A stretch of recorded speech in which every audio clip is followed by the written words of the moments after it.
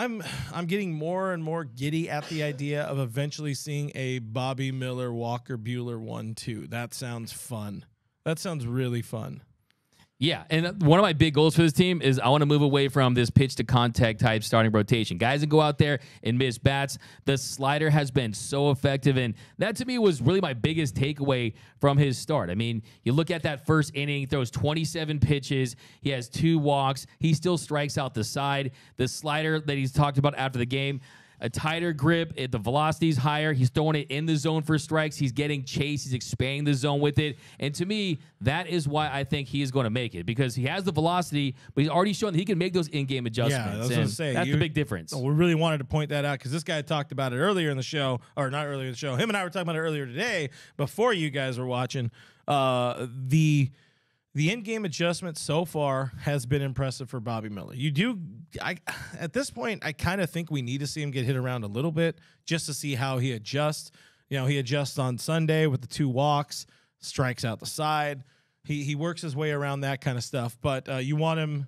You don't want him to get beat, but you want to see him face a little bit of adversity. I think that would be good for the next step of his growth. But the fact that this is only start number 3 and we're already seeing better stuff, better pitches, improvement on his pitches, essentially now throwing, let's call it a cutter, because that's what it is in a way. Essentially, yeah. But adjusting to whatever the opposing team is not hitting, I guess we could say. It's not always just about throwing the same curve or the same fastball or different fastballs or whatever.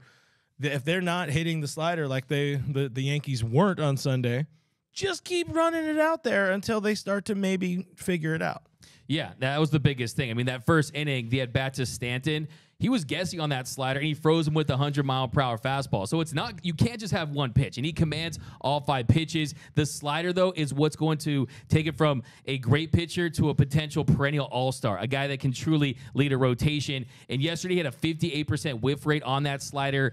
11 of 19, just absolutely an elite pitch for him. So, yeah, that's going to take him to the next level. And the fact that he's already receptive to Connor McGinnis. And one of the things that I mentioned when we first talked about Bobby Miller coming up is I want him to be around Clayton Kershaw. I want him to be around Mark Pryor and Connor McGinnis on a daily basis. And he has passed this with flying colors. I mean, the fact that if you had to grade him, it's a 4.0 GPA with straight A++. I mean, you got the Yankees national TV in front of 52,000, almost 53,000. And it was like it was nothing. This is a guy that I feel truly believes that he's elite. He truly believes that he's great. And he said that he was ready after the game. So, yeah, I think the big thing for me yesterday, too, was, look, I mean, he was rolling. I mean, that first hit right there, I mean, the 2-out single to Volpe, I mean, that was the first hit of the game. He had 7 punch-outs in 6 innings, 5 were via that slider.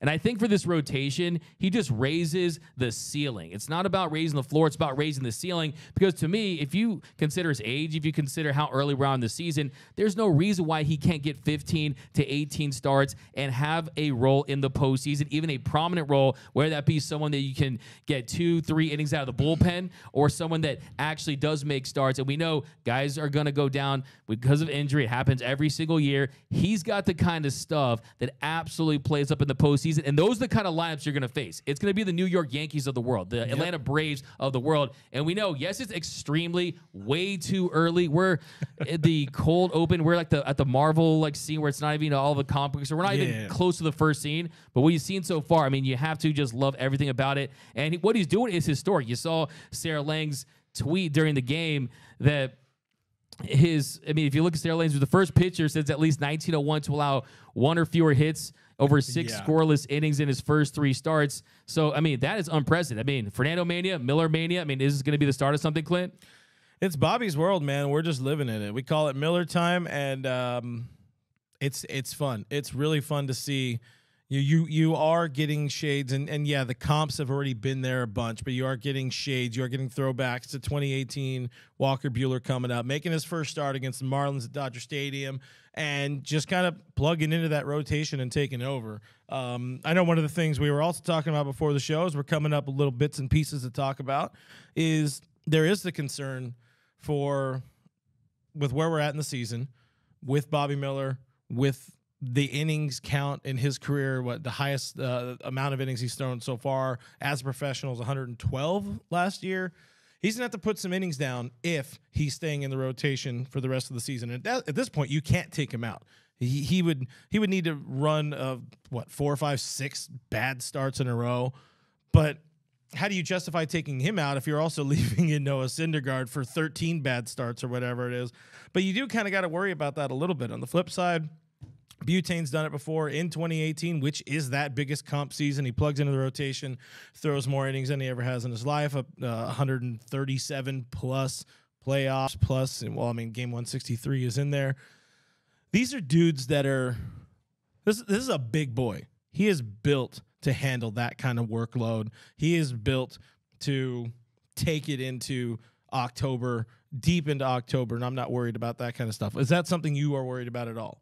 For me, it's not. I think if you stick to the game plan, I would like to see 5 innings, 6 innings, anywhere from 85 to 100 pitches. It would have been nice to see that 7 innings against the Yanks on Sunday, but any sort of stress, any sort of opportunity to save an inning, it's what Dave needs to do right now, what the organization needs to do. I agree with that. I think, look, I would like to see him go out there for another inning. I'll be honest with you, just see him go out there. He was making it look so easy. Some of those innings, 1, 2, 3, lots of 1, 2, 3 innings, not a lot of high-stress innings. But one thing that I was looking for heading into this start was how would he perform against a team that had a couple games after he had a couple games under his belt with the video to look at and identify his weak spots, and they had no answer. And look, the reality is when you have a plus fastball, when you have 2 or 3 plus secondary pitches and you're commanding it like that, you can't keep him out of the rotation. He is here to stay. He is going to be a part of this rotation until further notice. And I think that he has made it easy on this organization to do just that, to say, hey, look, you can't make the argument that he's not one of the best 5 pitchers there for the Dodgers. So, look, he's absolutely been absolutely astonishing. And I think the other thing, too, is one thing, if you look at some of the early footage we had from him, if you look at the evolution of his delivery, that motion that he has, it's so much cleaner with his big frame. He can just spot the breaking balls, throw them for strikes, keep hitters off balance, and I don't think it's going to be that big of a transition. I also want to say lesson learned when it comes to looking at AAA ERAs. When it comes to looking at AAA ERAs, people are saying not enough starts. The ERA is close to 5. The reason that is because they realized that the fastball is fine. The fastball is going to play. It's about the second and third pitches, and they were focusing. I can tell you from talking to people this weekend at the stadium within the Dodgers, that's where the focus was. Is that what the focus was? And they were saying, hey, we got to work on that because we know that he was always a guy. Bobby Miller was always a guy, and he told us this during spring training that, I don't want to rush to this show because when I get there, I want to stay there. He doesn't want to get the frequent flyer miles to OKC. He doesn't want to be jet set like that. He wanted to stay there, and he's proven why. Yeah, he's proven why, and he's proven to back up his words. He's not going back down. And the evolution of how Dave Roberts has spoken about him to media from before he gets the call up. Hey, in so many words, we don't think he's ready, but this is where we're at. To, hey, that was a really good start. Let's see what happens next. Same type of thing to, I'm impressed by this kid, the ability to adjust, the ability to step up to the moment against the Yankees, national television game, and still coming. I saw a comment earlier. It said, the swag. Coming to the ballpark looking like that. This is a dude who knows he belongs. He's feeling it. He's feeling himself. He's feeling the game. And he even said, I think after his first start, look good, pitch good. He's the real deal. That's Bobby's world right there. Rick over on YouTube says, so much talent coming from the farm. Hey, there's a chance Bobby's he's gonna be the best of them. Yeah. But there's a chance he's just the tip of the iceberg because and shout out to Ken Rosenthal today on he calls it the Foul Territory Show. Or Fair Territory Show on the Foul Territory Network or whatever you want to call it. But he talked about he gave some light, shined some light on the AA rotation the Dodgers have right now, which is just filled with some arms that are ready to go. Landon Knack is somebody we're probably going to be seeing really soon. He's already 25 years old. He's wasting time now at this point at AA. Emmett Sheehan just put together Texas League Pitcher of the Month for May. You have River Ryan, who came to L.A. as in a heist with the Padres for old friend of the show Matt Beatty. Who else is down there? You got a bunch of dudes that are gonna make a difference in some way, shape, or form for this organization. Whether they do come up to the big leagues or whether it's as a trade piece, that AA rotation is going to be pretty important for this club in the coming weeks, maybe even as soon as this week. You don't know. The Dodgers did clear a roster spot today by losing Luke Williams to the Atlanta Braves. So you wonder what that roster spot is for. I do think we see somebody like, what's his name, Matt Andriese, who had also a really good month at AAA. But, you know, the Dodgers don't like to make those moves from AA. But still, keep an eye on those. There's 6 guys. I've written about them so many times, DodgersNation.com. Go check them out. But those guys you really got to keep an eye on. But anyways, more comments. Sarah Moore says that Bobby Miller needs a real number. He might replace Clayton Kershaw. Miller has all of it.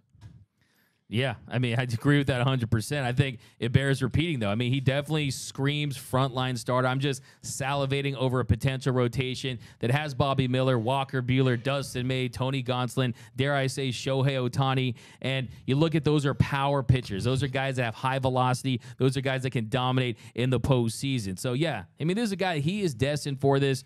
I told you I hit up one of the media members who was covering high school, and they said he was an ice cream truck driver during the summertime. So, hey, man, he's got the ice in his veins. We know that what he brings on the mound. And I remember, too, talking to him during spring training and some of his cleats. His cleat game is so strong, and I was asking about one of his Jordan cleats and if he was going to wear those, and he even told me, I'm saving these for the show. So when you already are saving cleats, Jordan cleats for the show, that tells you everything you need to know about a guy. The show chain game is on point. The X-Swag is next level. And Major League Baseball can use more stars. He's a guy that people will pay money. Remember back when we were watching the game back in the 90s, 2000s? You would pay for the starting pitcher.